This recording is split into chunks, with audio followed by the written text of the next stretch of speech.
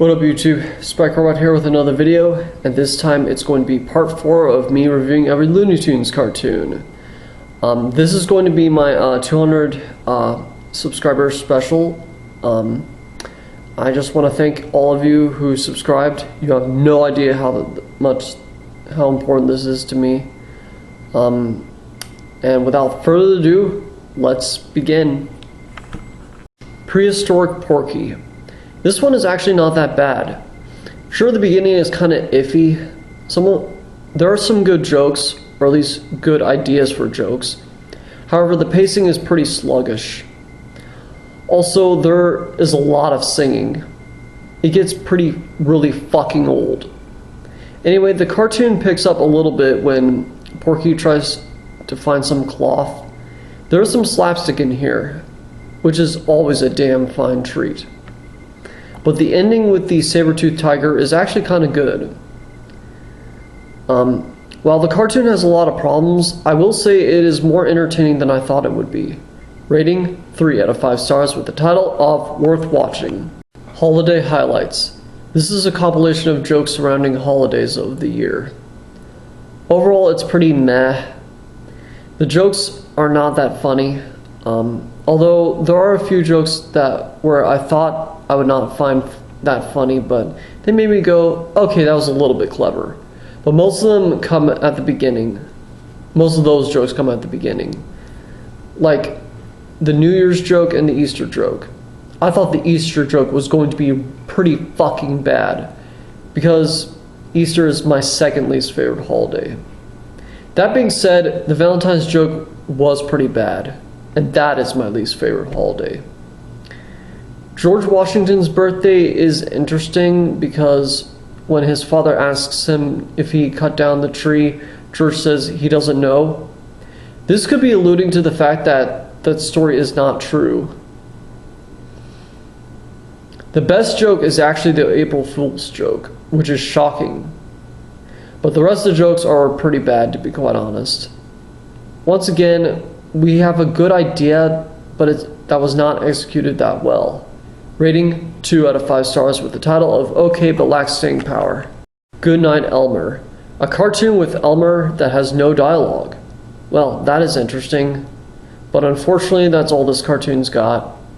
The main issue is the fact that this entire cartoon is centered around one joke. Elmer having problems with his candle. Seriously, this candle won't stop fucking with him. It's not as funny as it sounds. The ending is just fucking cruel. Sure, it is kind of reminiscent of The Merry Old Soul, but unlike that cartoon, this one doesn't have any interesting subtext of any kind. So yeah, kind of a crummy way to end the cartoon. Rating 2 out of 5 stars with the title of Okay But Lacks Staying Power. The Sour Puss. This is actually a pretty fucking good cartoon. It's about Porky planning on going fishing with his cat named Pussy. When Pussy hears about that they're having fish for dinner, he gets all excited, and it's really funny when he does. I really do like the gag revolving around sleeping. Porky counts sheep, but Pussy counts fish. But when the fishing actually begins, it is all out chaos when Pussy tries to catch a fish. It is pretty fucking wild, but I love it. I'm not sure how I feel about the ending, but overall, it's good. Rating 4 out of 5 stars with the title of Awesome. Wacky Wildlife. This is another one of those nature mockumentaries.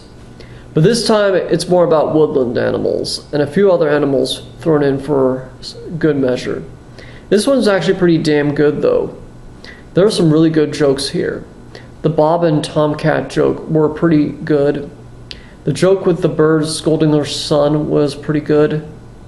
The termite tearing down the tree. The one with the one with the lamb doing a striptease. There are just too many good ones to name. Now the ending joke is a little confusing, but I do like it when the dog asks, "Why am I so wild?" It's pretty funny and classic. One of the better ones of this type. Rating 4 out of 5 stars with the title of Awesome. Bedtime for Sniffles. Just another typical Sniffles cartoon. but this time it's Christmas themed. That honestly doesn't change much. Much like a lot of the other ones, I find this one too saccharine for my liking. Besides, Christmas isn't really one of my favorite holidays. I guess it's kind of interesting that Sniffles wants to stay up to meet Santa Claus, but he eventually goes to sleep and never gets to see him. But that's probably for the best, because the myth is that if you stay up, he won't come, but that's not enough to distract you from the flowery music or the annoying Sniffles voice. Besides, we all know that Santa Claus isn't real. Rating 2 out of 5 stars with the title of Okay But Lacks Staying Power. Porky's Hired Hand. This one is interesting, at least. It's about Porky's assistant who works on the farm, but he runs into a fox and that tries to steal the chickens in the house. But the assistant is fooled into working with the fox. The fox then steals the chickens only to run into a dead end. After that, he kind of gives up on the plan and just wants to get out. Who actually wins in this cartoon? To be quite honest, I don't even know. I'm not even sure that the fox is the villain at this point. But I honestly would not have it any other way. Looney Tunes often ends their cartoons on a bizarre note. I know this review is kind of esoteric, but I personally kind of like the direction it went in. Is it the best cartoon? Hell no. But is it worth checking out? I would say yes. Rating 3 out of 5 stars with the title of Worth Watching. A Fox and Hounds. This is actually a pretty fucking good cartoon. It makes you think that a fox is going to be an evil character because he constantly fucks with a dog. But he's not actually portrayed as a villain. More of a trickster than anything. Besides, the dog is pretty stupid, so you can buy that it could happen. This cartoon actually has a good running gag with an actually good payoff. That is something that I have not gotten in a while. Also, the ending where the fox saves the dog from the bear is genuinely pretty good. Between this and Porky's Hired Hand, it's almost like the writers are apologizing for making foxes the villains in previous cartoons. But yeah, highly recommended. Rating 4 out of 5 stars with the title of Awesome. The Timid Toreador. I'm surprised to say that this is actually a pretty good one too. I really thought this cartoon was just going to be another fucking cartoon where Porky barely does anything in it and just focused on Mexican related gags, more specifically bullfighting. But I'm happy to say that Porky plays a pretty big role in it. He sells hot tamales and even sings a song to get people to eat them that is done to the tune of La Cucaracha. Nice touch. I really like the gag of the chicken eating on them, and it's so hot that it makes him explode. Fucking morbid but hilarious. I think the whole ending where Porky gives one of the hot tamales to the bull is pretty good. It is also fucking insane, but enjoyable. So overall, this is a pretty good cartoon. Rating 4 out of 5 stars with the title of Awesome. Shop, Look, and Listen. It's another cartoon to feature Little Blabbermouse. This one is not quite as good as the other one, but it has some good moments. The mule joke was funny. The thinker gag was also pretty well done. The running gag with the mouse, who talks a lot and really fast, was pretty good and relatable. It even ends with a decent payoff. But I will admit, a good chunk of the jokes were pretty weak. Like the robot poker game one was a little too slow and could have been a lot funnier. The painting of the old lady was also a pretty weak segment. But overall, I would rather watch this one over really any of the Sniffles cartoons, except maybe the one where he was silent. Rating 3 out of 5 stars with the title of Worth Watching. Elmer's Pet Rabbit. This one is actually not that bad. I mean, there will be better ones with bugs, but for sure, but I really do kind of like this one. Bugs has a different voice than what we are used to. While it may not be as iconic as his later voice, I do appreciate the neurotic tone it has. It also has some decent gags and some memorable lines, like when Bugs is all like, "I'm not going to eat any of this shit," but he starts eating anyway. Or the ending where things just fucking explode and Bugs chases Elmer. The only real gripe that I have with this cartoon is that I don't think Elmer is exactly mistreating Bugs. Really, the only bad thing he does is make him stay in a home that he doesn't like. He must know by now that Bugs is anthropomorphic, but I can ignore that for the most part. It's definitely worth seeing it at least once. Rating 3 out of 5 stars with the title of Worth Watching. Porky's Snooze Reel. This is just a compilation of random jokes that are news segments run by Porky, of course. The beginning jokes, to be honest, are pretty weak. Like the tax evasion joke was way too obvious, and has aged poorly considering nowadays taxes are not actually beneficial anymore. However, quite a bit of the jokes in the middle, like the Swiss Army joke, the dog jokes were pretty funny, and so are all the national defense jokes. The ending, however, is pretty weird. So overall, a bit of a mixed bag, but for the jokes I did like, I would say it's decent. Rating 3 out of 5 stars with the title of Worth Watching. The Fighting 69 1/2. No, this cartoon is not about oral sex. That would definitely not have flown back then. It is about ants who go to war over food at the picnic. The idea is kind of funny. There are some pretty funny gags surrounding this. It makes you think that it's going to have the non-interventionist sentiment of America joining the war in Europe, but this time the ending contradicts that. We would have actually done that same thing later on. I will say there are and will be better war cartoons, but this one is not that bad. Rating 3 out of 5 stars with the title of Worth Watching. Sniffles Bells the Cat. This is a pretty bad one. The pacing is really fucking slow. The story is not engaging in the slightest. All the mouses, including Sniffles, have annoying fucking voices, and the gags are so pedestrian and not that funny. This is like Tom and Jerry without any of the frenetic slapstick energy of those cartoons. This is a definite skip unless you're a completionist. Rating 1 out of 5 stars with the title of Horrible. The Haunted Mouse. This cartoon is about a ghost mouse fucking with a cat. I will say this cartoon does have good voice acting in it, and it is a cool idea to have it be set in a ghost town. That's all it's got. The cat is so stupid, and the mouse is an outright bastard.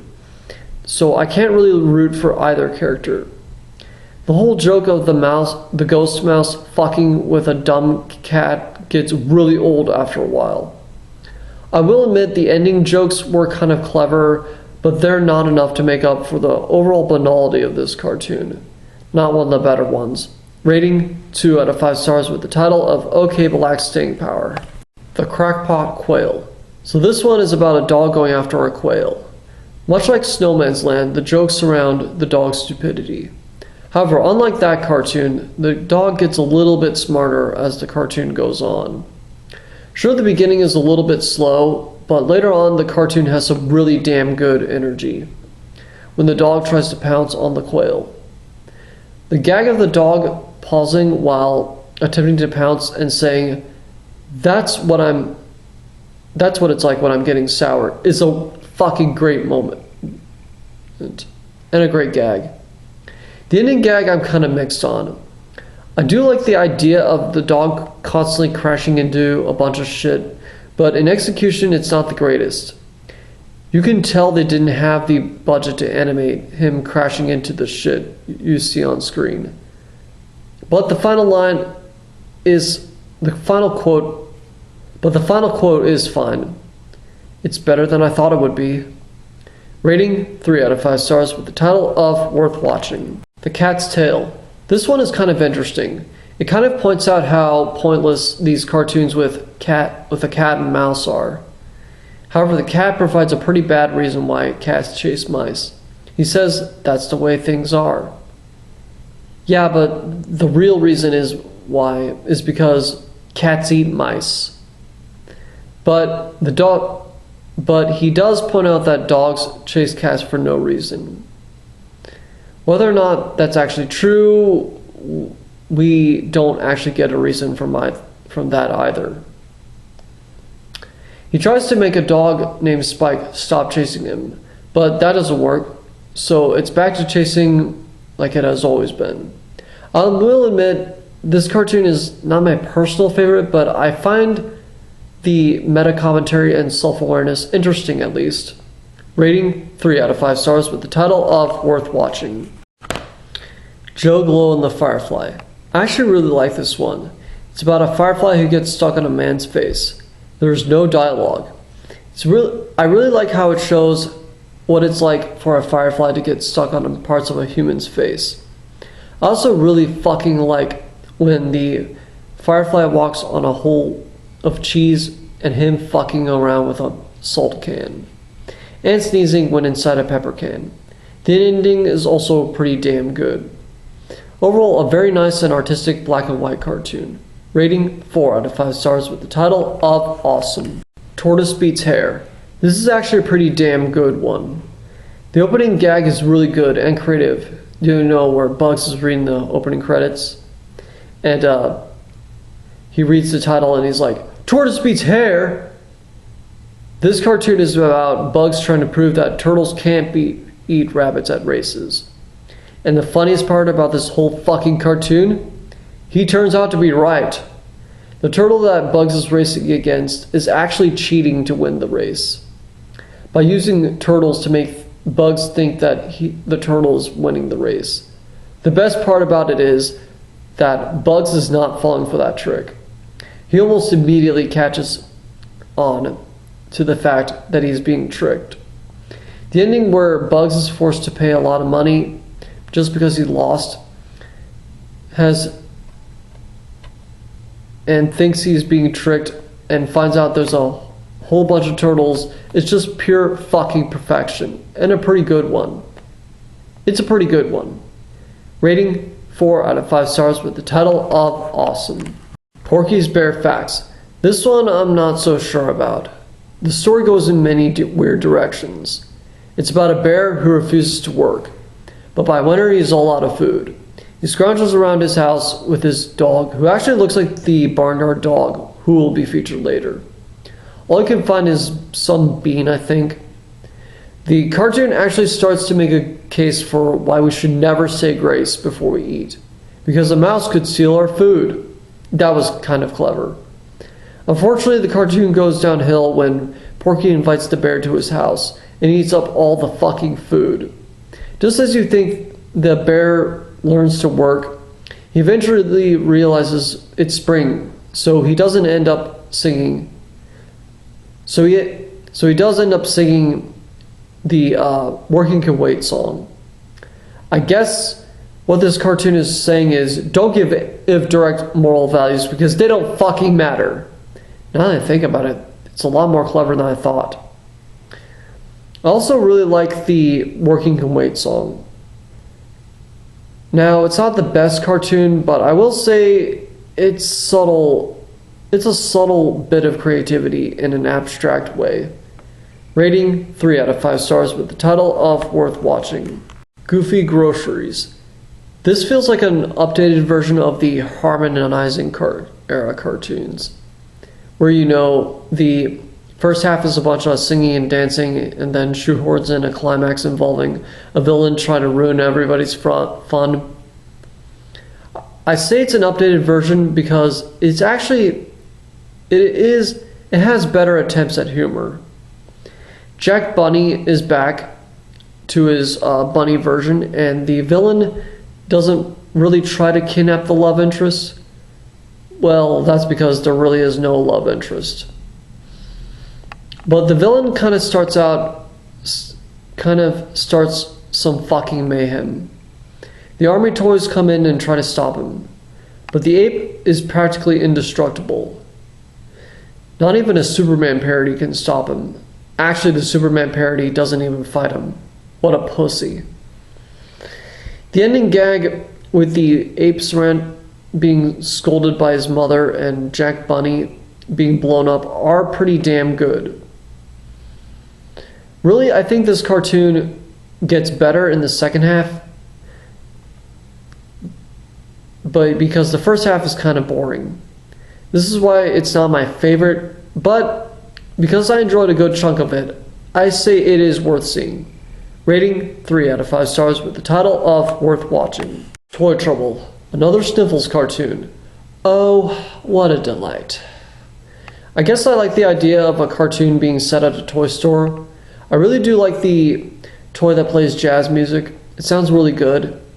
The train gag was kind of neat, but the biggest problem is that this entire cartoon is about Sniffles being chased by a cat. Even worse, the cat is so dumb he can't figure out that Sniffles is clearly behind a bunch of Porky toys. Then again, even if the cat is dumb as fuck, I still wanted the cat to eat Sniffles.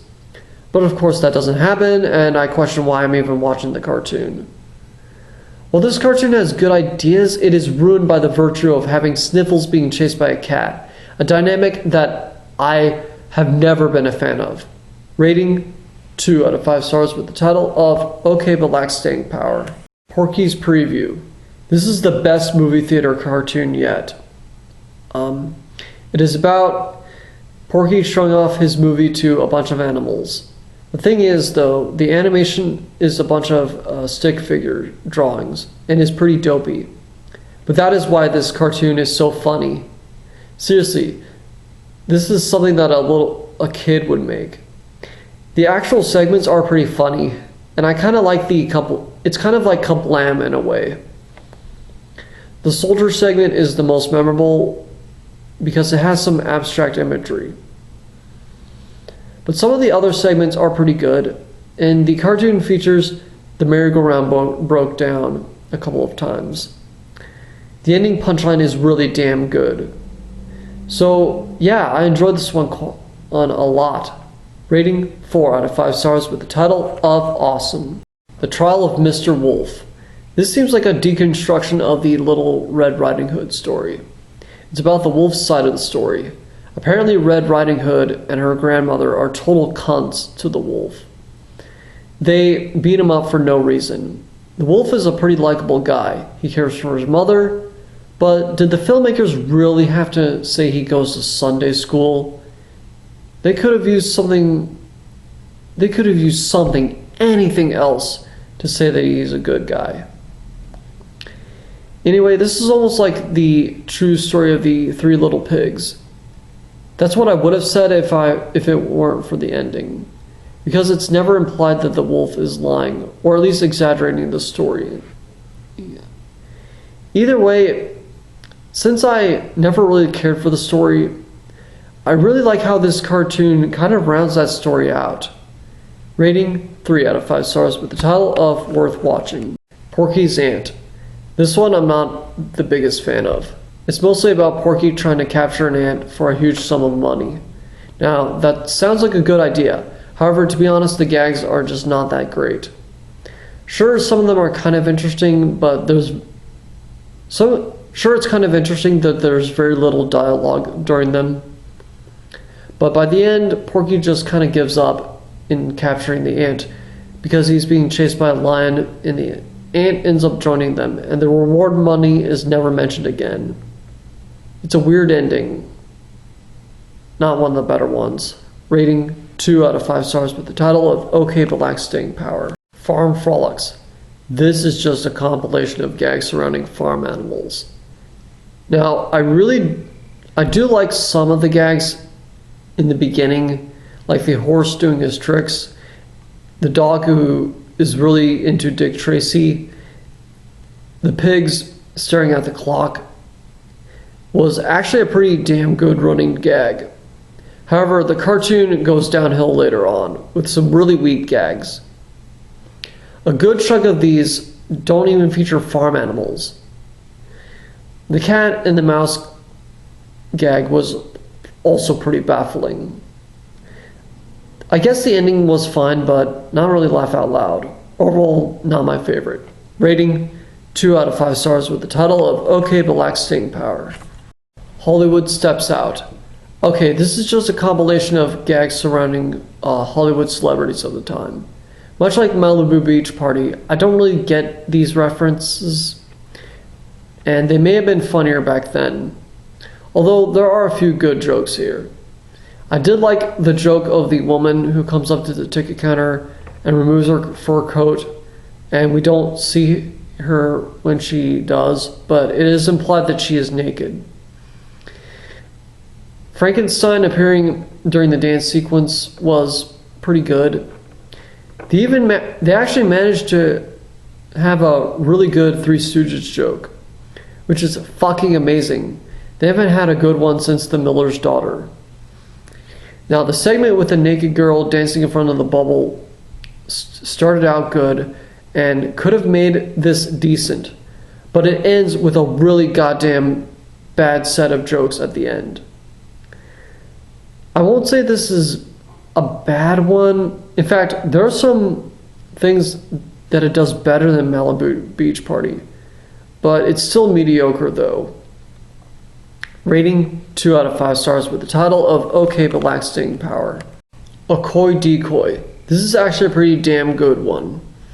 It features Daffy fucking around with pictures of a book store. But a huge bear sets a girl duck toy to fool Daffy. He ends up falling for the duck. But once he finds the bear, he gets fearful. Some of the lines of dialogue when he tries to convince the bear not to eat him are fucking hilarious. But the actual chase ends with a pretty good punchline relating to from whom the bell tolls.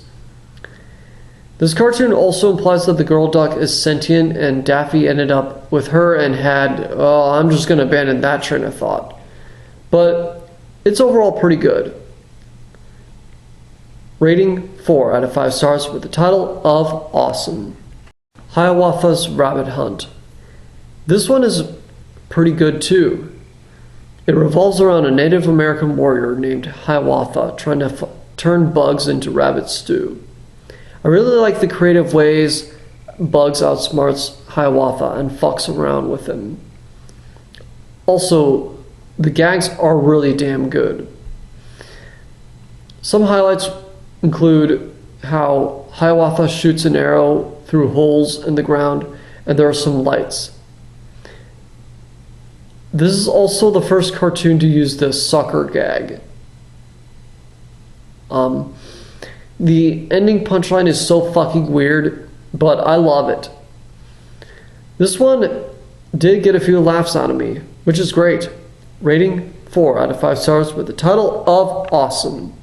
Porky's Prize Pony. This one is actually not that bad. I mean, the beginning is really fucking slow with some pretty boring gags, but once the horse race plot starts going, it gets pretty good. Basically, Porky's horse drinks a substance that is 125% alcohol and passes out.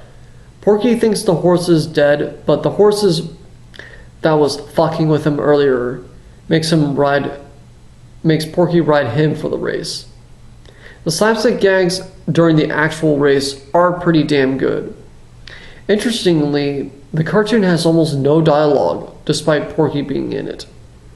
Overall, I wouldn't mind watching this one again.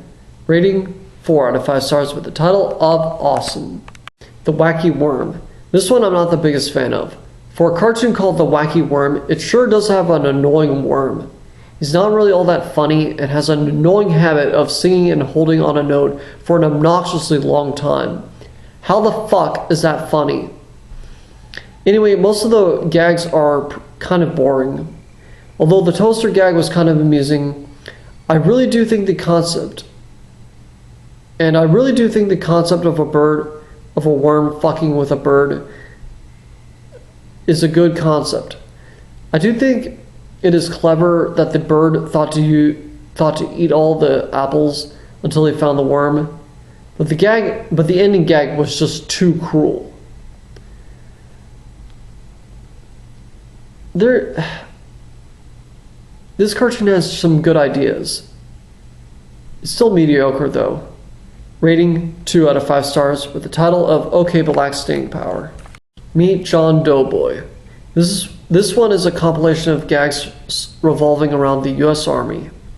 I do like the airbase humming gag and the Spitfire gag. They are both pretty damn clever puns. A lot of the gags are clearly rooted in America's non-interventionist policy they held at the time. One of the gags has a machine that goes really fucking fast and is revealed to be a car driven by a blackface character and Jack Benny in the background. Okay, these Jack Benny jokes are not as clever as the writers think. Also, the ending asks the question, what if America was invaded? And it answers the question by having the Statue of Liberty shoot down enemy planes. This joke is going to age poorly. Actually, this whole cartoon is going to age poorly, considering Pearl Harbor was an attack so severe that we ended up joining the war. Unless you're a completionist, there's really no reason to watch this cartoon. Rating 2 out of 5 stars with the title of OK Black Staying Power. The Heckling Hare. This one revolves around Bugs being tormented by a really fucking stupid dog. Surprisingly, this one is actually pretty good. The gag of Bugs hitting the dog with a baseball bat is pretty good. The gag with Bugs putting a device on a diver's head hat and jumping into the lake is also pretty damn good. Even the tomato gag is really fucking dark. The whole falling sequence is really good and very memorable with a lot of yelling.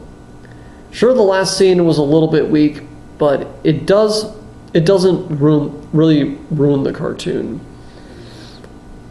This one is memorable for all the right reasons, and I definitely recommend. This is one I definitely recommend. Rating 4 out of 5 stars with the title of Awesome. Inky and the Lion. Another cartoon to feature Inky and the Mina Bird. Much like The Little Lion Hunter, this one is really boring. I think the music is kind of nice, and the gag in the cave was pretty good, but those are really the only good things about it. At one point, Inky tries to stab a little cat, and that is just playing with some vines. That makes Inky come off as a sick bastard. That's the only thing that really grabbed my attention. Anything else is not worth talking about. Rating 2 out of 5 stars with the title of OK Black Staying Power. Aviation Vacation. It's another one of these travelogue parodies. To be honest, most of the jokes in here are pretty fucking bad. The joke of California always being sunny, and for Republicans and Democrats, that joke, both these are poorly thought out.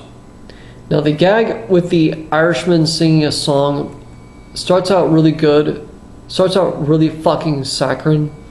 However, I do like it when he yells at the hare on the screen, so it redeems it somewhat. The butterfly gag is more depressing than funny. The only gag I thought was actually good was the ending gag. But seeing how this has no plot, it doesn't really redeem this cartoon. Rating 2 out of 5 stars with the title of OK Black Staying Power. We the Animals Squeak. This one is not that bad. It has a unique premise. Basically, Porky is hosting a radio show where various animals tell stories. The cartoon revolves entirely around a cat telling a story about how she ate up a bunch of mice and gained a reputation that was almost ruined. This kind of reminds me of The Night Watchman, in the sense that the cat is the hero and the mice are the villains. However, I don't like this one quite as much. There's not as much slapstick, and I really am not a fan of her having a kitten. That being said, it has a good amount of charm, and even when the mice are torturing her, they sing a pretty damn good song. But it still clearly wants you to root for the cat. One thing that is confusing is that the cartoon says the cat is from Kansas, but she has an accent that I can't tell if it's Scottish or French or Swedish. I don't know, it's fucking weird regardless. Overall, it is definitely a lot more creative than the last cartoon. Rating 3 out of 5 stars with the title of Worth Watching. Sport Champions. This is a compilation of gags revolving around various sports. I would have to say the archery, billiards, and the skiing gags are pretty good, which are the opening gags. The middle gags revolving around other sports are kind of weak. But the ending gag revolving around baseball, bicycle, and racing were all pretty damn good. The best gags were the ones revolving around football, especially when they used the animated diagram. The racing gag was kind of weird, but overall, I would say it is a pretty decent compilation of sport-related gags. Rating 3 out of 5 stars with the title of Worth Watching. The Henpecked Duck. Oh boy. You know how I didn't care for the cartoon Wisecracks? Well, this one is a little bit more interesting, but in the worst way possible. So the premise is that Daffy's wife wants a divorce, and the cartoon is the story about what Daffy did to warrant a divorce. However, you will quickly notice that even before Daffy fucks up, it makes it look like he killed the duckling before the egg hatched. Daffy's wife is so fucking nasty toward him that I don't know why Daffy would even want to stay married to her. Sure, it is revealed that the magic trick that Daffy did finally worked and the sun is not dead, but I can't imagine her being any nicer to the sun. The ending completely ruins the cartoon, and let's be real, it was only done because couples getting a divorce was very taboo at the time. Fuck, this cartoon has aged poorly. And that is why this is my least favorite Daffy cartoon so far. Rating 1 out of 5 stars with the title of Horrible. Snow Time for Comedy. This one is actually a pretty good one. It revolves around two dogs trying to get a bone in the snow. There is no dialogue. It is just a bunch of gags. Most of them are pretty fucking funny. They actually had a good running gag with one of the dogs crashing into a squirrel's log fort constantly.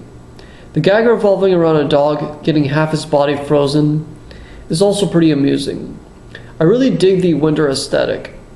The ending gag is pretty fucking clever, with a snow-infused dam. Overall, a pretty overlooked gem. Rating 4 out of 5 stars with the title of Awesome. All This in Rabbit Stew. Another one in the Central 11, and probably one of the most well-known cartoons in that group. What a delight. Anyway, the unnamed hunter in the cartoon has a pretty racist design. He has big lips and an exaggerated accent and is slow and dumb.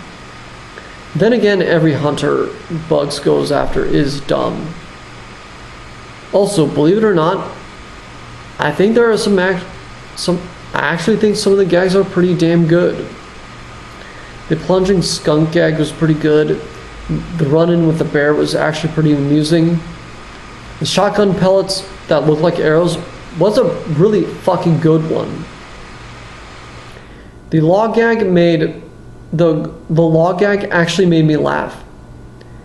Most of these gags are done with no dialogue, which is interesting. But the only gag that I'm not a fan of is the ending gag with the dice. Yeah, we can add a gambling addiction to the pile of stereotypes. Overall, ignoring the racist moments, I think this is a pretty decent cartoon that I would recommend watching at least once, unless you're easily offended. Rating 3 out of 5 stars with the title of Worth Watching. Notes to you. This feels very much like a worse version of Porky's Bad Time Story mixed with the Elmer Fudd cartoons. The premise is that Porky is trying to fall asleep but can't because the cat constantly annoys him by singing really loudly. That is the main running gag of this whole fucking cartoon. The problem with telling one joke throughout an entire cartoon is that It is only very rarely as funny as the writer thinks it is. This is just another example of why it doesn't work. Also, Porky just wants to fall asleep and is being punished for it. That sucks all the comedy out of the fucking room. Now, I do like it when Porky gets to fall asleep at certain parts and even gets a shotgun to shoot that cat down, because honestly, that son of a bitch deserved it. But the cartoon manages to fuck that up with the ending. Porky feels guilty about shooting the cat, and the cartoon tries to make us feel sorry for that cat, which is not going to happen. Okay, never think that being funny is a redeeming quality, because even if you think that the only good thing about a character is that they are funny, they're probably not funny. Porky's Bad Time Story is way funnier than this one. Rating 1 out of 5 stars with the title of Horrible. The Brave Little Bat. It's another Sniffles cartoon. This time Sniffles runs into a mouse-bat hybrid. That is more creative, even if the character constantly talks too much. Although later on that gimmick would be passed on to Sniffles. I don't even know how the hell to feel about that. I think Sniffles' car is cool. The ending where Sniffles is being annoyed by the mouse bat is interesting, at least. I'm grasping for straws here. While this cartoon has a little more creativity than usual, it still suffers from some of the same problems as the other Sniffles cartoons. They are slow, they are not that funny, and they're way too fucking cutesy for my liking. I would see this only if you really like Sniffles, which I don't know why you would. But other than that, there's no reason to come back. Rating 2 out of 5 stars with the title of OK but lacks staying power. Bug Parade. It's another one of these compilation of gag cartoons. But this time it revolves around bugs. This one is kind of a mixed bag. The jokes in the beginning are actually really fucking funny. The fly's eyes gag, the spider and the cow gag, the fire to get a bug's attention, and the firefly joke are all jokes that actually did get some laughs out of me. But the bug that lays an astronomical amount of eggs, and some of the jokes in the last half of the cartoon are pretty fucking weak. The bug that runs into the military base is especially a really confusing joke. I'm not even sure if it is a dated non-interventionist joke, but the ending joke is fine. Not really laugh out loud funny, but better than I thought. Because I liked a good chunk of the jokes, I think this one is worth checking out if you can find a copy. Rating 3 out of 5 stars with the title of Worth Watching. Robinson Crusoe Jr. This is another cartoon with a good idea that is not executed the best. It has Porky in the role of Robinson Crusoe, which is a pretty damn good idea, and can make for an adventurous cartoon. However, most of the gags are pretty boring. There's a lot of racist moments, although one of the blackface characters is Porky's assistant, so that's something. He also sings a pretty damn good song. I also like the water hole gag. Also, the part when the natives throw arrows and Porky puts up an American flag and they just fall into the ocean is interesting. Those are all very minor in the grand scheme of things, and don't do enough to make this cartoon engaging. Rating 2 out of 5 stars with the title of OK but lacks staying power. Rookie Review. This one is a bunch of military themed jokes. To be honest, the beginning jokes are pretty fucking bad. Like the snoring to a marching song. Snoring never sounds good. Ever. The jokes with the types of soldiers eating is also really weird. I don't know, maybe if you were in the army, that would make more sense. The joke with them riding a horse is also a weird one. Half of these I don't even know what point they're trying to make. But I will admit the jokes start getting better later on. The planes playing tic-tac-toe, the machine gun and cannon gallery gags are pretty amusing. Even the final gag was kind of amusing. I guess you could interpret them as reflecting the non-interventionist policy America had at the time, but that is going to age poorly. Even so, it is a much stronger than Meet John Doughboy. Rating 3 out of 5 stars with the title of Worth Watching. Subtle Silly. Oh, we haven't had a Western cartoon in a while. Well, I shouldn't be that excited because this one is one of the weaker ones.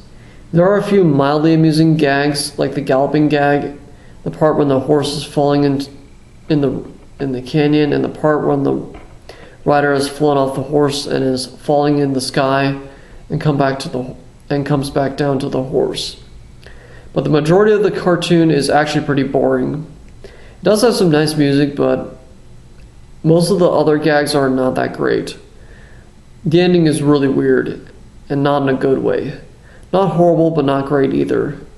Rating 2 out of 5 stars with the title of Okay But Lacks Staying Power. Porky's Midnight Matinee. You would think this cartoon is another one of these theater-based cartoons, but it's actually not. It's more about Porky being annoyed by some ant. I know that sounds like a fucking overdone setup. Seriously, how many times are we going to have Porky being tormented by some other animal? However, this time it's done much better than Notes to You. For one reason. After all the torment the ant receives, he gets blown up, and it is portrayed as a good thing. Although, the joke would not fly today.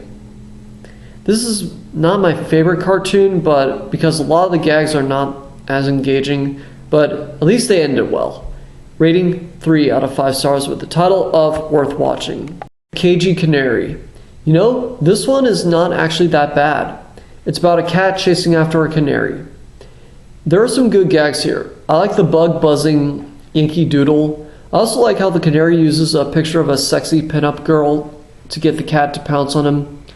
There's also some damn good slapstick in here.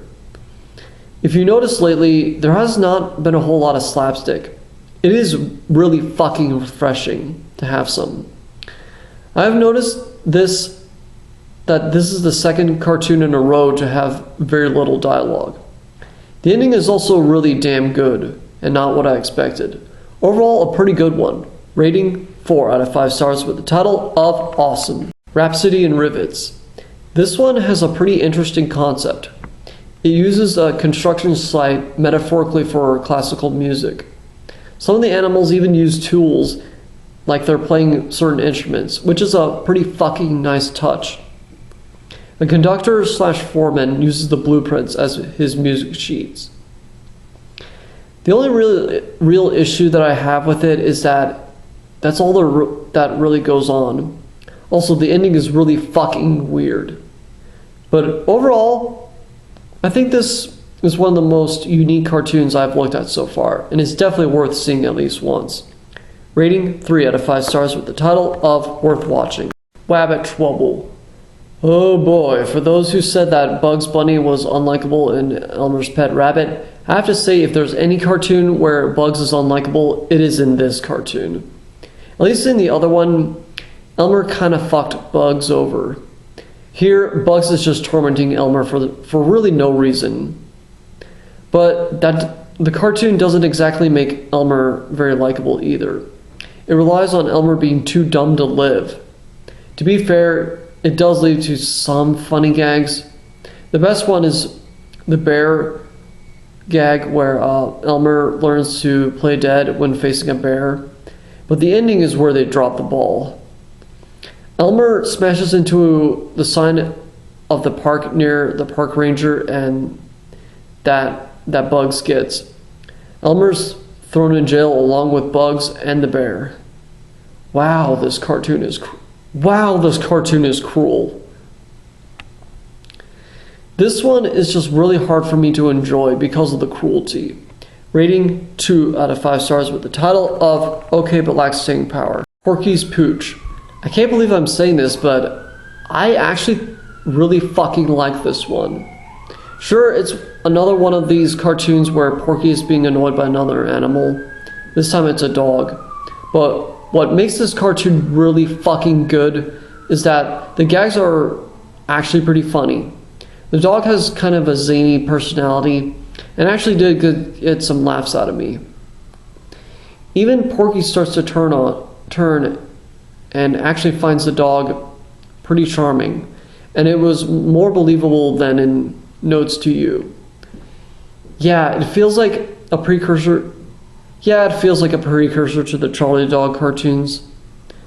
I don't really know how to feel about that, considering I have not seen any of the Charlie Dog cartoons. But overall, this is pretty damn good. Rating 4 out of 5 stars with the title of Awesome. Hop, Skip, and a Chump. This is actually a pretty good one. It's about two birds chasing after a grasshopper. There is some really fucking good slapstick gags. It actually made me laugh quite a bit. The birds are fucking morons, so that makes it work. The part where a bear and the grasshopper jump onto a beat of a marching drum was pretty clever. The piano gag was also pretty damn good. I really think the energy of the cartoon is really starting to come back, and I could not be happier. Rating 4 out of 5 stars with the title of Awesome. Porky's Pastry Pirates. This one I'm not the biggest fan of. The jokes are just not that funny, and I don't know who I'm supposed to root for. It focuses too much on the flies and bugs and makes it look like they're the main characters. Why? Flies are gross animals. Porky shows up to swat the flies, which is satisfying, but he only appears sporadically, so it seems like you're supposed to root for the bugs. If you are going to sideline Porky all the time, then you might as well stop creating Porky cartoons. The ending gag is mildly amusing, and this might have been good if the gags were funny or if I knew who to root for. But as is, it's an idea that is not taken advantage of. Rating 2 out of 5 stars with the title of OK Black Staying Power. The Bird Came COD. This one I'm kind of mixed on. It focuses on a cat. It starts with him trying to enter a stage while carrying a plant. But once he gets in the cartoon, devolves into random gags. This cartoon has no dialogue unless you count the sounds made by the cat, which I don't really. It's not like he's using actual words. That being said, there's some decent slapstick here, and I don't know what it is, but Looney Tunes / Merry Melodies always makes characters falling so hysterical. The ending is sort of a big nothing, but there are worse endings in previous cartoons. Rating 3 out of 5 stars with the title of Worth Watching. Aloha Hui. I can't believe I'm saying this, but this one is not that bad. I mean, it's not the best cartoon, but there are some things that are actually kind of enjoyable. It's about two ducks who try to hit on an exotic Hawaiian female duck. It seems like the white duck is more impressive than the dumb black duck. The black duck is not Daffy. It is pretty fucking obvious. I mean, he sounds more like Goofy than anything. But once a gorilla has a shirt that says the villain, as if you didn't already know, clever gag by the way, kidnaps the girl, the black duck fights him. He actually proves his worth because the female duck says, "My hero." She then kisses him. I do like this. The very last scene is not the best, and some of the earlier gags are not that great, but there are some good gags here, and it has a nice ending. So, I recommend watching it at least once. Rating 3 out of 5 stars with the title of Worth Watching. Who's Who in the Zoo. This is another compilation of zoo animal related gags. But these are, for the most part, pretty damn good. Some highlights would be the bald eagle gag, the elephant gag, although that would not fly today, the Black Panther throw medal for the national defense, the sea lions who have a specific taste in fish, the hippo, and the laughing hyena gags. And last but not least, the bear who hugs sheep. Hey, they managed to make a bear who is actually nice. Thought that would never fucking happen. The lion gag, I'm kind of mixed on, but overall, I do enjoy these zoo animal cartoons, and this is no exception. Rating 4 out of 5 stars with the title of Awesome. Porky's Cafe. This one is not too bad. It has some amusing gags like the alphabet soup gag and some other food-related gags. It also has a really fucking disturbing gag with the chick being forced to lay an egg to be put on a toaster. Yikes. I'm also not really a fan of the climactic chase, but it does have a really good joke at the end, so I can't complain. Not my favorite, but mildly entertaining. Rating 3 out of 5 stars with the title of Worth Watching. Conrad the Sailor. This one starts off like it's going to be a throwback to the older Merry Melodies cartoons with singing and dancing, well, mostly singing. But once Daffy enters and fucks with Conrad, it becomes a typical cartoon of this era of Merry Melodies. Conrad, who is the bear, I think has the same guy who voiced Goofy, and the gags are pretty amusing. Not the funniest, but still pretty damn good. I also like the part with Daffy being shot out of a cannon. Another problem I have with the cartoon is that it ends pretty abruptly, but overall I would say it's decent. Rating 3 out of 5 stars with the title of Worth Watching. Crazy Cruise. This one is actually pretty damn good. It's another travelogue parody. Admittedly, the first gag was pretty weak and I wasn't a fan of the native joke. However, there are many gags that I actually laughed at. Some highlights would be the camouflage boat gag, all the jokes in the Swiss Alps, the map gag, the oil rig gag, the water hole that has a water fountain. Fucking genius. It also ends with a slight piece of war propaganda and a cameo from Bugs Bunny. I wouldn't have it any other way. I was wondering where these went, but this is one of the better travelogue parodies that I've seen. Rating 4 out of 5 stars with the title of Worth Watching. The Wabbit Who Came to Supper. This one is where we go back to the hunter and prey scenario with Elmer and Bugs, at least for a few seconds. Apparently, Elmer's uncle inherited a fortune and must not harm anyone, especially rabbits. Bugs begins to live in Elmer's house and makes things pretty fucking chaotic. There's some pretty good gags here. The part when Bugs is shaving is iconic. Bugs also guilt trips Hunter once again, and even references the fact that Merry Melodies and Looney Tunes have won very few Oscars. There's even a sexual gag here later on, which I'm shocked that the Hayes office let slide. The only real problem that I have with it is that the ending gags are kind of weak, to be quite honest. But overall, it's a decent cartoon. Rating 3 out of 5 stars with the title of Worth Watching. Saps and Chaps. This is a mockumentary about the Old West. That actually sounds like a good idea. However, I think the execution is not that great. Most of the gags are not really that funny. The only ones that I kind of liked were the wagon train gag. The part when the cowboy laughs when he gets shot because he laughs in the face of danger was also really fucking clever. And finally, some of the rodeo gags were okay. Other than that, nothing. Between this and Saddle Silly, it seems like Looney Tunes and Merry Melodies were really struggling to make good Western cartoons in the early 1940s. Rating 2 out of 5 stars with the title of OK Black Staying Power. Horton Hatches the Egg. This is an adaptation of the Dr. Seuss book, Horton Hatches the Egg. I guess it does make sense considering Dr. Seuss came up with the Private Snafu cartoons. By the way, I have no plans on covering those. Anyway, I find it odd that there's not an adaptation of Horton Hears a Who, but whatever. This one is actually kind of interesting. It has a female bird have Horton sit on an egg and lay it for her while she goes off. But as Horton is sitting on the egg for fucking weeks on end, he is put through nothing but misery. I've not read the book, so I'm not sure if it is as cruel as in the cartoon. It's unlikely. As you watch the cartoon, you start to ask why Horton even bothers keeping the promise, and by the end, doesn't tell the bird to fuck off and lay her own egg. He says he remains faithful multiple times. Considering what we know about Dr. Seuss now, that is not as sweet as it would have been back then.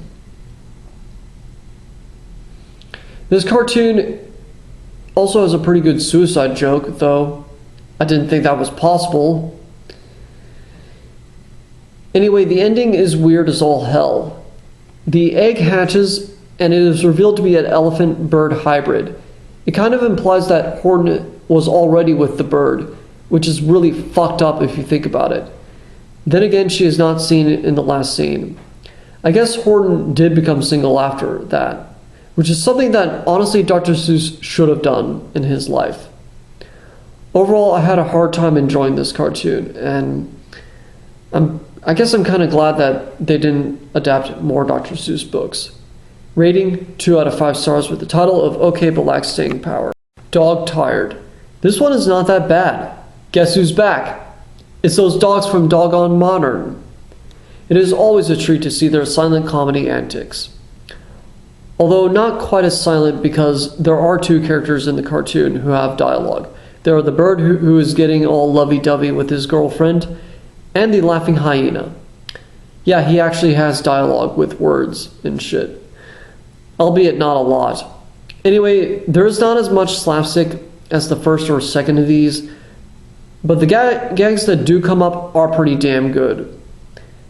It's not like there's no slapstick, so yeah, this is a pretty decent cartoon.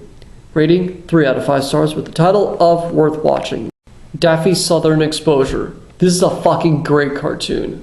It has Daffy refusing to head south like all the other ducks.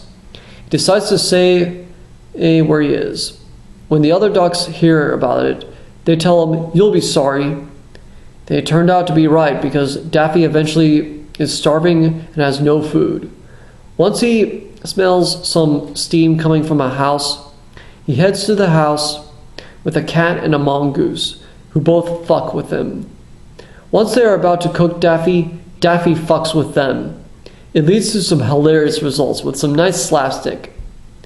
Even the ending I thought was absolutely hilarious. It has a random woman dancing in which makes no sense, but I don't give a damn.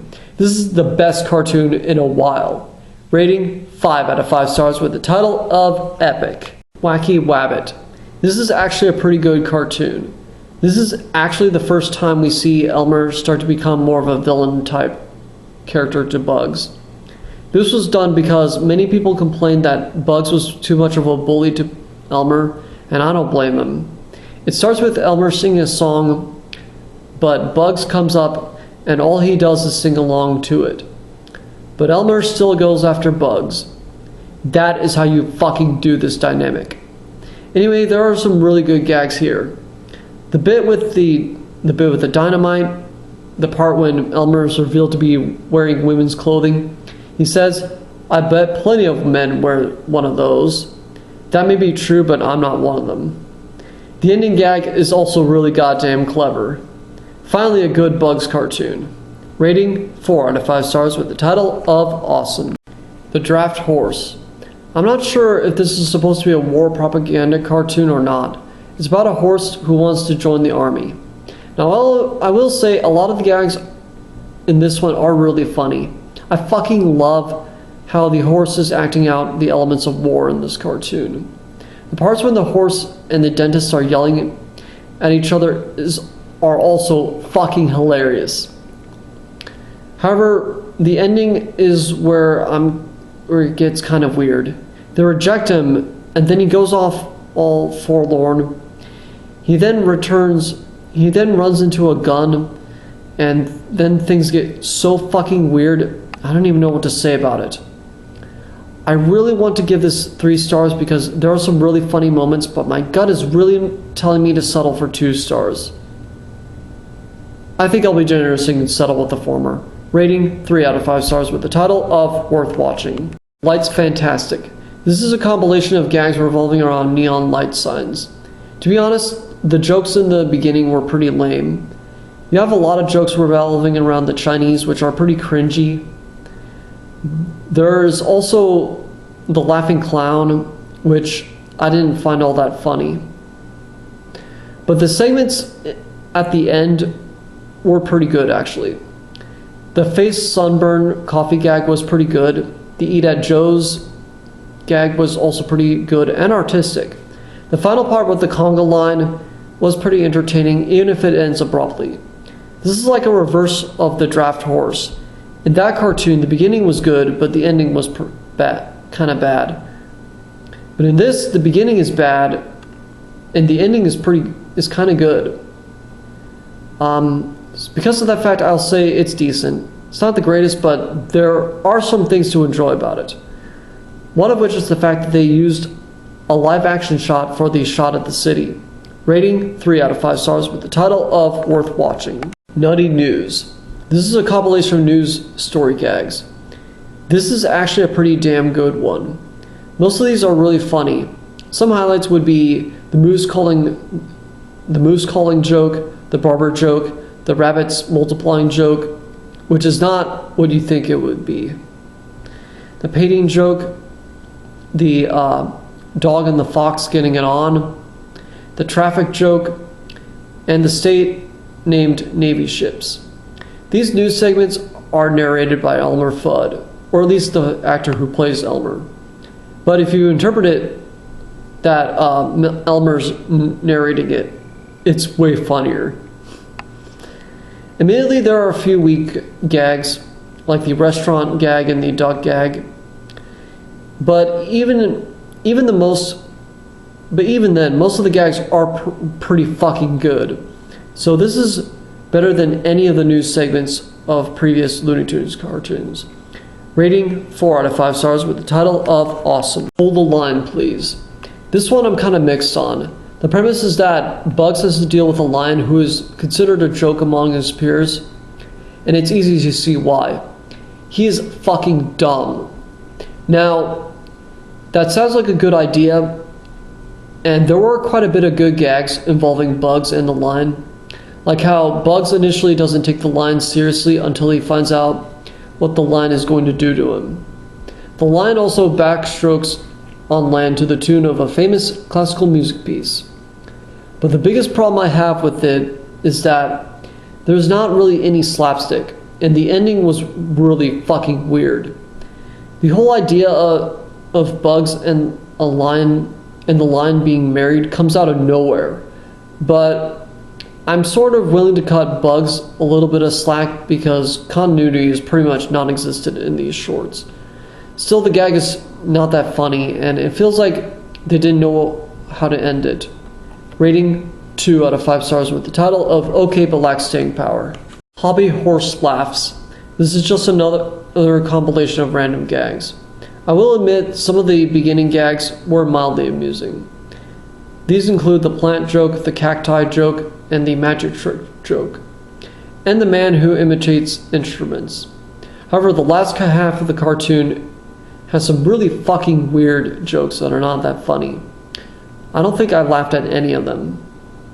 I don't think any of them had anything to do with horses even. This is definitely one of the weaker of these random gag cartoons. Rating 2 out of 5 stars with the title of Okay But Lacks Staying Power. Gopher Goofy. This is actually a pretty fucking good cartoon. I do like the personalities of the gophers in this cartoon. I think this could be like a precursor to the Goofy Gophers. They talk very much like Bugs would. There's also some really damn good slapstick jokes in here. The owner of the garden starts out sympathetic, but by the end of it, you start to kind of root for the gophers. The owner of the garden gets kind of deranged, almost like Elmer. That is a pretty fucking good dynamic. The ending gag is also good, but I'm not going to give it away. Overall, a good cartoon. Rating 4 out of 5 stars with the title of Awesome. Double Chaser. This one is not quite as good as the other chase cartoons. It starts out with a mouse being chased by a cat, but then a bulldog enters the picture and chases after the cat. So I guess that is where the title Double Chaser comes from. That sounds like a good idea, and the cartoon has no dialogue, which is very interesting. But this one lacks the finesse of something like Tom and Jerry. Most of the gags are, to be honest, pretty fucking weak. I didn't really laugh that much and found it kind of boring. There really is not that much slapstick. However, one thing that really elevates the cartoon for me is the ending punchline. The mouse blows himself up and dies. That is so fucking dark and absurdly macabre, but I love it. Besides, I hate mice. Rating 3 out of 5 stars with the title of Worth Watching. Bugs Bunny Gets the Boyd. A really good Bugs cartoon. The scene where the dumbass bird is flying and singing a dopey but hilarious song is an iconic moment in Looney Tunes for a reason. It is so fucking enjoyable. But when he discovers Bugs, the gags are really damn good and have a lot of charm to them. The part when Bugs thinks he is dead is also hilarious. Even when he finds out he's not, it is still really funny. The ending also has an absurd amount of charm to it that I just can't help but love.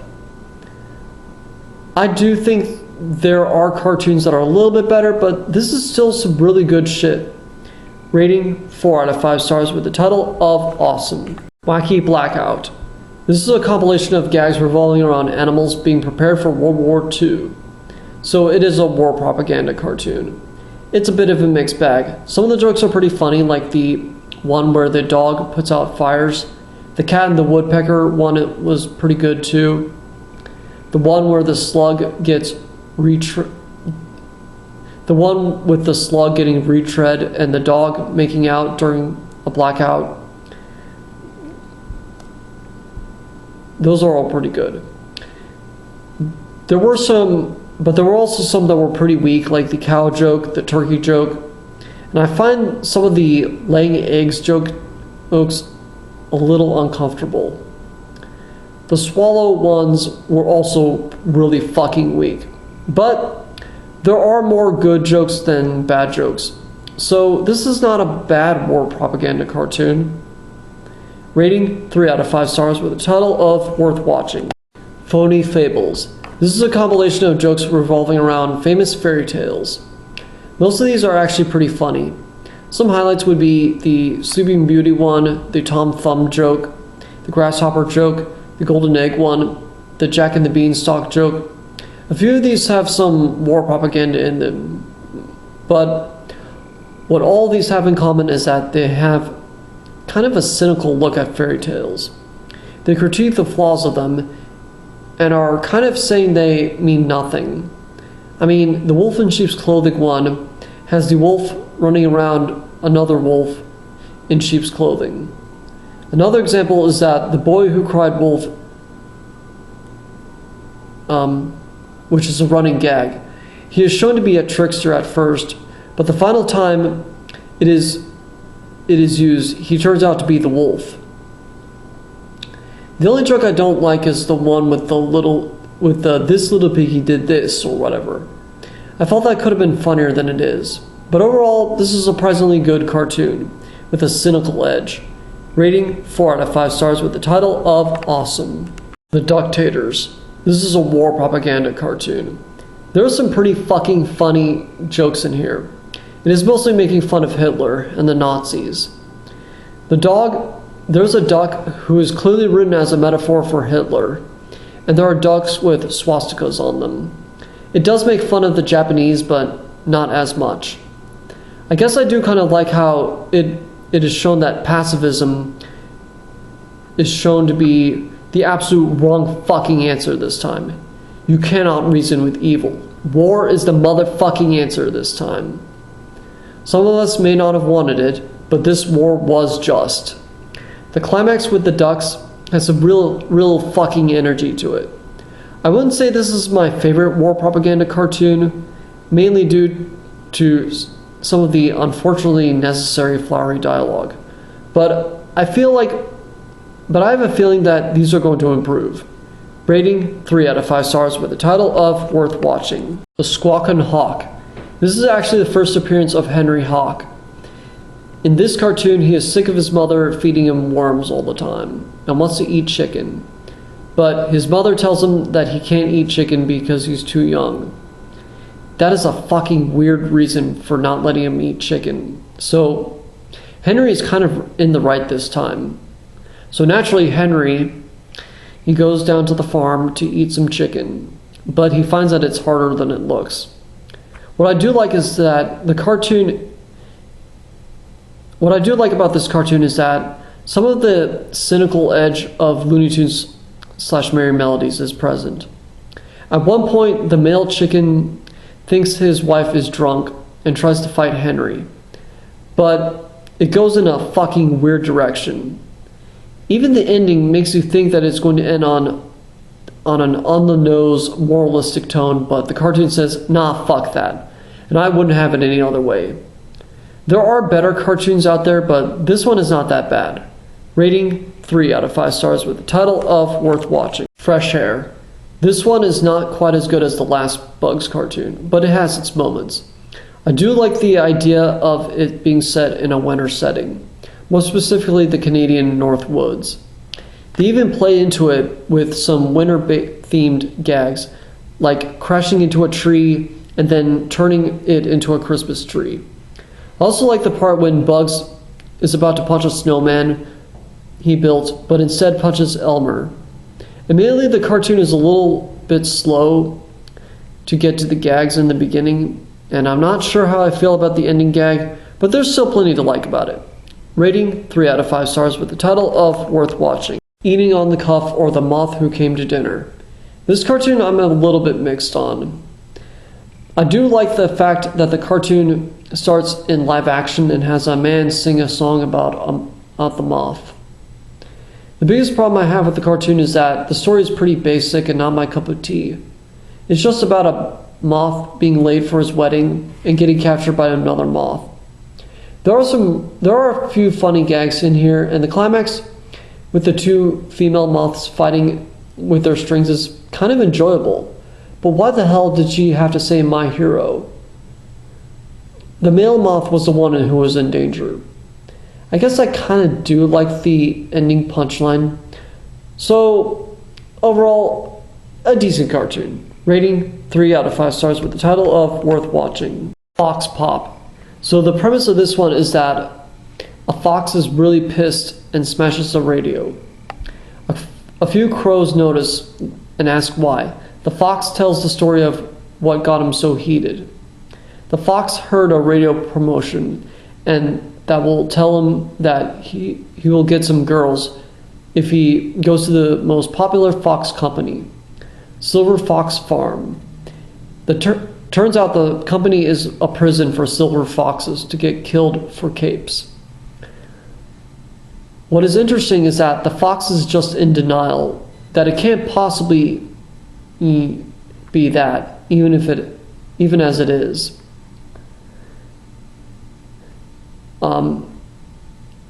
Not because he is stupid, but because he finds it unbelievable, which is understandable because he was told that humans like foxes. That is a pretty fucking interesting angle. However, I gotta knock some points for the ending. It is confusing as fuck and not funny. I am done being generous this time. It was a good idea, but once again, they really dropped the ball with the ending. Rating 2 out of 5 stars with the title of OK but Lacks Staying Power. The Impatient Patient. This is a pretty damn good cartoon.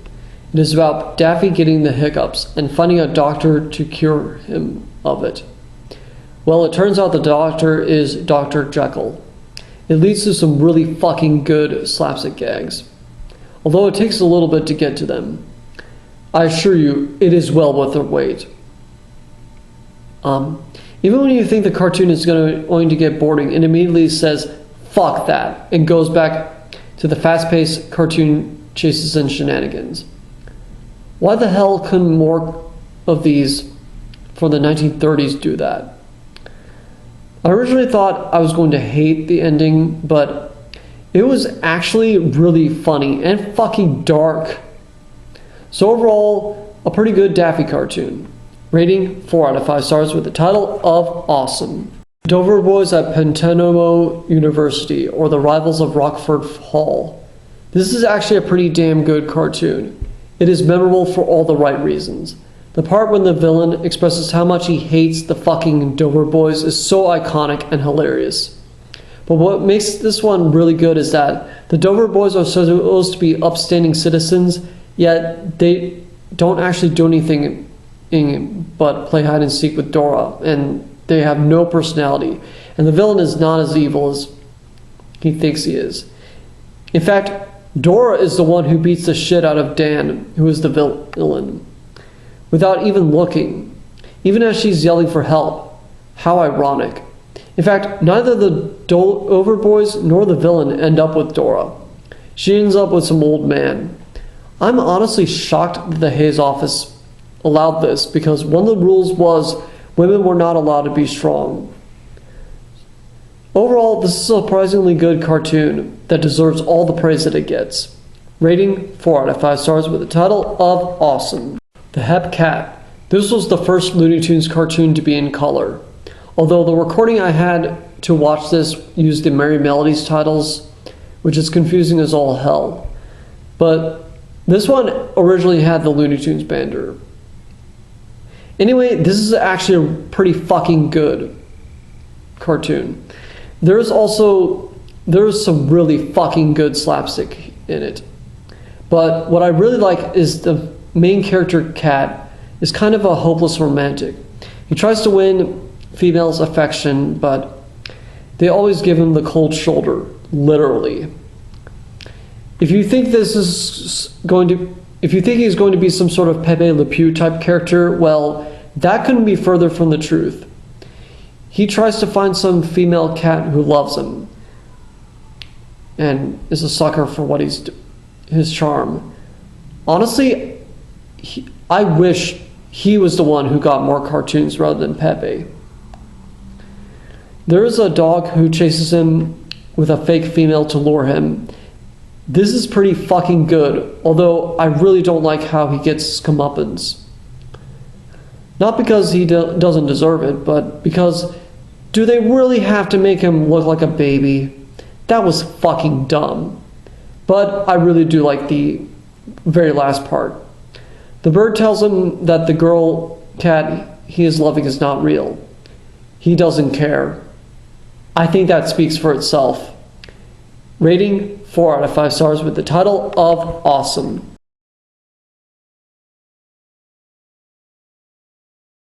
The Sheepish Wolf. I didn't really care for this one. This is like an extended version of the jokes in Phony Fables. It works better in that cartoon because it is one joke, but for a full 7-minute cartoon, it quickly becomes old. Especially since both the sheepdog and the wolf are stupid characters. One is not really smarter than the other, which really does suck out a lot of the humor. They start doing a chase only to interrupt it with a reenactment of the Little Red Riding Hood story. As you may know, I never cared for that story, so I damn sure didn't enjoy it. Admittedly, the ending gag was pretty clever, but it's not enough to save this cartoon because I think it was lifted from the other cartoon I mentioned. Rating 2 out of 5 stars with the title of OK Black Staying Power. The Daffy Duckaroo. Okay, I didn't make the mistake of accidentally watching the colored version of a black and white Looney Tunes cartoon. I watched the black and white version. Anyway, this is a Daffy cartoon set in the Old West. On paper, that sounds like a fucking great cartoon, but the execution is pretty weak. The whole thing with the female duck who is a Native American leads to some pretty boring gags. The climax was really only the remotely exciting thing about this cartoon. It had some action in there, however the ending was weird and not really that funny. Man, Warner Brothers was really struggling with Western cartoons this decade. Rating 2 out of 5 stars with the title of OK Black Staying Power. The Harebrained Hypnotist. This is a very interesting Bugs cartoon. It has Elmer try to hypnotize animals in order for him to hunt animals. but his trick does not work on Bugs. In fact, Bugs ends up hypnotizing Elmer. You know how a lot of cartoons have Bugs continually annoy Elmer? Well, in this cartoon, Bugs gets a taste of his own medicine. Elmer basically acts exactly like Bugs. This kind of rounds him out a bit. Honestly, I'm okay with this because, to be honest, I'm not the biggest fan of this early dynamic. I will say this one is not as good as Bugs Bunny Gets the Void, but I do think it is interesting and one that is worth checking out. Rating 3 out of 5 stars with the title of Worth Watching. A Tale of Two Kitties. This was the first appearance of Tweety Bird, but he has more of a tan model compared to his yellow design. But this is a fucking great cartoon. It's about two cats who try to get Tweety. They have kind of a neurotic personality. I think they're kind of modeled after Bud Abbott and Lou Costello. But what makes this cartoon so good is the slapstick. There are so many fucking slapstick gags, and it is genuinely satisfying and explosive. I actually do prefer Tweety when he was more violent and sadistic. But the ending gags are pure fucking fire. Overall, a great cartoon that is more like the later Looney Tunes cartoons. Rating 5 out of 5 stars with the title of Epic. Ding Dog Daddy. This is like the Hep Cat except with dogs, and the main character is even dumber than the one in that cartoon. He actually does have the same voice as Goofy again. Seriously, it's really distracting when he isn't playing Goofy. Anyway, this one has far less slapstick, and I ended up rooting for the vicious dog that goes after the main character. The main character is supposed to be a lovable doofus, but he is really aggravatingly oblivious. He has no reason to believe that that female dog is real. And being kissed is not like being struck by lightning. I appreciate how dark it gets toward the end, but even then, it's almost like it's a completely different cartoon at that point. Overall, it may have had a few funny gags, but the biggest problem I have is that I don't care if the main dog ends up with that statue. That is a problem because the cartoon clearly wants you to. Rating 2 out of 5 stars with the title of Okay But Lacks Staying Power. My Favorite Duck. This title is pretty misleading. It has nothing to do with Daffy being anyone's favorite duck. Not even Porky's. In fact, Porky spends the entire cartoon hunting Daffy and is told that he can't kill him because it's not duck season. At least in the beginning. I would bitch about how Daffy and Porky are actually friends in some cartoons, but the continuity is pretty much non-existent in these cartoons. Anyway, misleading title aside, there are some good gags in here. Admittedly, the slapstick is not as good as some of the ones in the other cartoons, but there is some in here. Some of the other gags got a laugh out of me. The cartoon ends on a metafictional level, which is probably the best gag in the whole cartoon. So yeah, it's a decent watch. Rating 3 out of 5 stars with the title of Worth Watching. Case of the Missing Hair. This is a pretty damn good Bugs cartoon. It's about a magician who puts signs on Bugs' home without his consent and smashes his face with a pie. This is actually the second time that Bugs says, "Of course you know, this means war." Bugs then pretty much fucks up the magician's magic tricks with hilarious results. There's quite a bit of really fucking good slapstick toward the end. Maybe not the best one, but it is pretty fucking good. Rating 4 out of 5 stars with the title of Awesome. Coal Black and the Seven Dwarfs. The Seven Dwarfs, mammy. For all African American viewers who are watching this, I sincerely apologize. I just couldn't resist. Anyway, this is another one in the Censored 11, and probably the most well known. Believe it or not, this is actually a really good cartoon. Hear me out. This one is actually really fucking funny. There were moments that actually made me laugh. Not only that, but it has some real energy and rhythm and charm to it. I also really enjoyed the Seven Dwarf characters and the sexy Snow White character. She actually has more personality than Snow White in her film. It is also a really good war propaganda cartoon. But unlike the other Censored 11 cartoons, this one was actually not intended to be hateful. Quite the opposite, actually. Bob Clampett intended it as a love letter to jazz culture and African Americans. And African Americans even enjoyed the cartoon when it came out. Not so much nowadays. The other racist cartoons, I swear, were intentionally racist. But no, this cartoon, the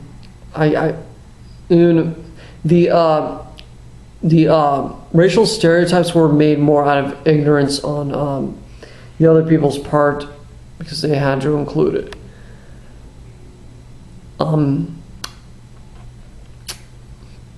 But I can't hate this cartoon. It's just too goddamn charming. And if there's any Censored 11 cartoon I would recommend, it be this one.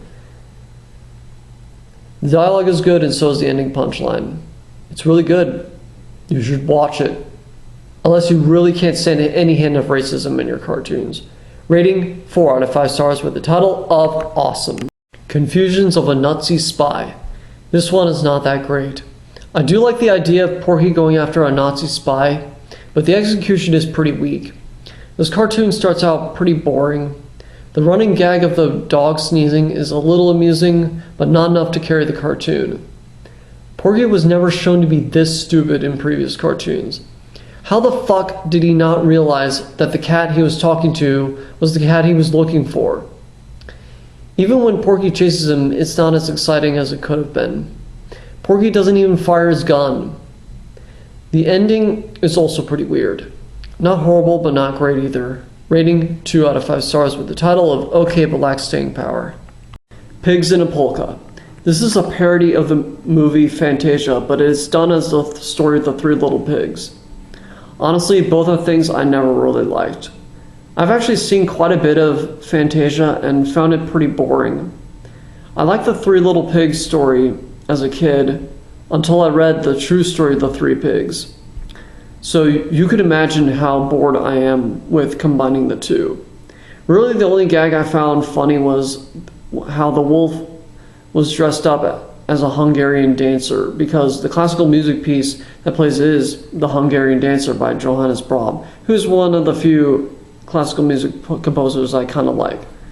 Other than that, the cartoon is not really my cup of tea, and I expected a parody of Fantasia to be way funnier than this. Rating 2 out of 5 stars with the title of Okay But Lacks Staying Power. Tortoise Wins by a Hair. This is probably one of the most pointless cartoons in the lineup. It's right up there with Sue Me. It tries to answer the question of how the turtle beat Bugs Bunny. Tortoise Beats Hare already answered that question. The turtle blatantly cheated to win. This is another cartoon that relies on the stupidity of the characters. Characters who are too stupid to realize that Bugs is too big to be the turtle, and the turtle's disguise is not that good. The turtle does the reverse, and anyone can tell that it's not Bugs. The characters do not suffer enough because of their stupidity for this to be funny. Okay, there are a few funny gags here, but to be honest, the idea of a rematch with a turtle is not a bad idea. I just think the execution could have been better. Rating 2 out of 5 stars with the title of Okay But Lacks Staying Power. To Duck or Not to Duck. This one is alright. This time Elmer goes after Daffy instead of Bugs. This has some really fucking good slapstick in here. I also do like the concept of Daffy challenging Elmer to a boxing match. I even like how the crowd boos Elmer and cheers on Daffy. I have to agree with the crowd this time. But the main issue that I have with it is that the referee gives rules that you're not supposed to use any rough stuff, and he gives all the things you can't do. There's so much that you pretty much couldn't even fight. The whole point of boxing is to fight the opponent. The cartoon does point it out by a dog saying there is something screwy about the fight, but that is undermined by the ending where Elmer says, "Wait a minute, you can't be rough." I don't know what this cartoon is going for. Despite that, it's hard not to recommend it. Rating 3 out of 5 stars with the title of Worth Watching. The Fifth Column Mouse. This one is not that great. It's another cartoon where the cat is the villain and the mice are the heroes. I don't even have any energy to bitch about it anymore. I guess the part with the cat, when the cat wants a truce and eats all the food, the mice give him like cheese and stuff, could have led to something interesting. But we get the least interesting possibility, which is the cat now wanting to eat a mouse. The mice preparing for an attack on the cat is done like a military preparation, which is interesting, but the actual climax has some weak slapstick. Overall, I didn't care for this one. Rating 2 out of 5 stars with the title of Okay, but lacks staying power. Flop Goes the Weasel. This one is really bad. I really fucking hate the story. It's just about a baby chicken who believes that a weasel is his mother. It's an overdone story and it's not a fucking fun story to watch. But on top of that, this is another cartoon that is not part of the Censored 11, but includes lots of racial stereotypes. A lot of the chickens are clearly blackface characters. Yeah, that in and of itself is racist as all hell. I would have been fine with it if it weren't for the fact that the slapstick is pretty fucking weak. The ending is also dumb as fuck.